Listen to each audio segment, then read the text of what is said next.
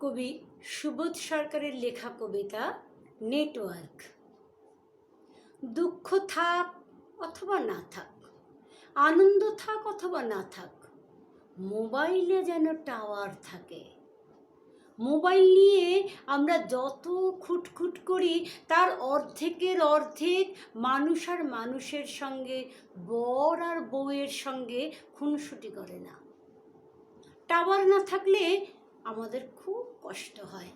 দিগন্তকে ভালো লাগে না, বসন্তকে ভালো লাগে না, বুড়ো মায়ের পাশে বসতে না হলে আমাদের কোনো কষ্ট হয় না। আমরা বারবার মোবাইল খুলি খুলি আর খুলি। আমরা মোবাইল বন্ধ করতে ভয় পাই। আমাদের মা নেই, আমাদের বাবা নেই, কিন্তু কিন্তু টাওয়ার আছে। নেটওয়ার্ক নেটওয়ার্ক নেটওয়ার্ক, এই এক হয়েছে। আচ্ছা, নেটওয়ার্ক কাকে বলে? আমার সঙ্গে সেদিন ট্যাক্সিতে চেপে একজন কবি চলেছেন যমুনায় জল আনতে, মানে এটিএম থেকে টাকা তুলতে। তার ফোন এলো, তিনি বললেন আমি এখন মিটিংয়ে।